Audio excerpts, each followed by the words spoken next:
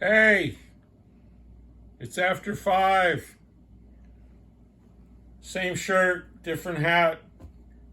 This morning was the 2nd of September, and this evening is still the 2nd of September. But it's after 5. So, marble and rhinestone, look at that. I love these things.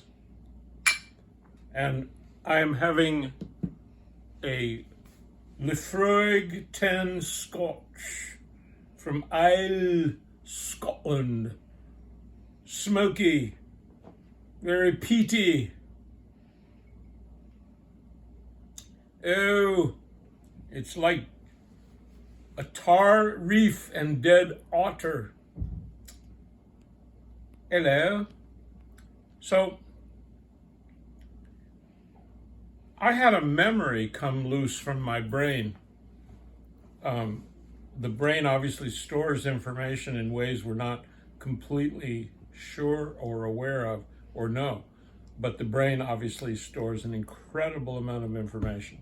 And I had a memory sparked loose because of a very old friend of mine, someone I had known starting in 1978.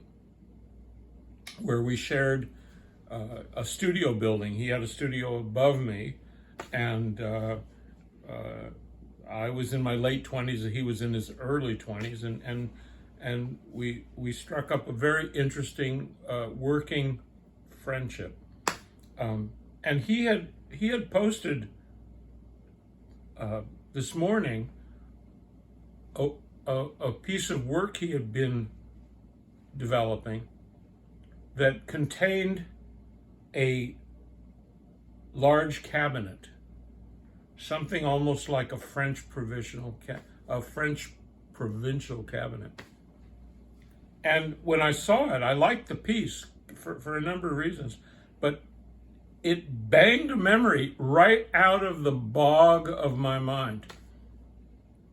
Peat, in Scotch, it's like a bog, and there's like 2,000-year-old Irish people in the bog, or Scottish people, or wherever the bog is. Okay. And the memory went back to 1971-72, Washington Square Park, New York City. I would go to Washington Square Park and play music. And there were two fellows there that I played with. One fellow was the name Paul, and the other Jesse. And we had a little bit of a following, and we ended up getting gigs in clubs in the West Village, on Bleecker Street and 3rd Street and 4th Street. And one of those clubs was Gertie's Folk City, very well known. Gertie's Folk City is where Bob Dylan premiered Like a Rolling Stone in 1965. And many very well-known musicians, particularly folk musicians, had gigs at Gertie's. So the deal was that at the time, boom boxes were really big. I mean, we're talking about these enormous electronic devices that people would carry on their shoulders that had cassette players, and they'd put a cassette in it, and the thing was about that big and had 57 million batteries in it, and they would turn the volume up and walk through Washington Square playing Sly and the Family Stone, or some,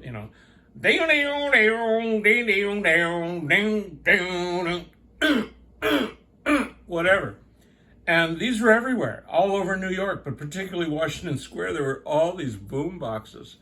And we were playing gigs, and it was, frankly, a little disturbing.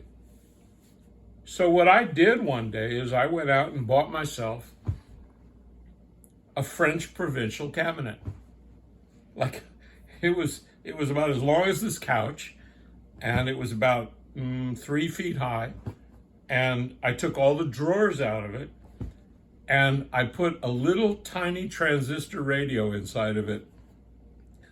And then I walked through Washington Square Park with a French provisional cabinet on my shoulder with a transistor radio playing Bach.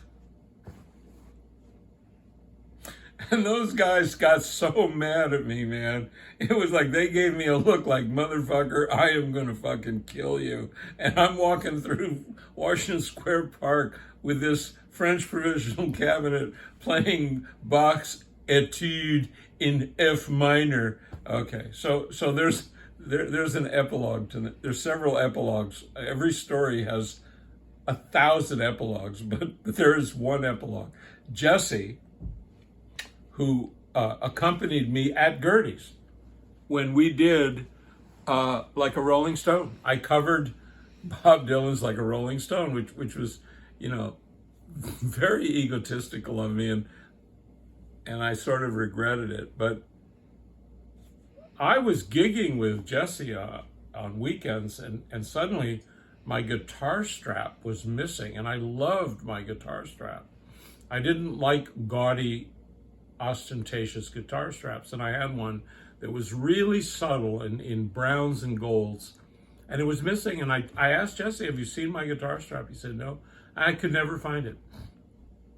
So in '74 I left New York and I went to Mexico, and we won't talk about that, but the point is that in 1980, 74 to 80 is 6 years later, I come back to New York.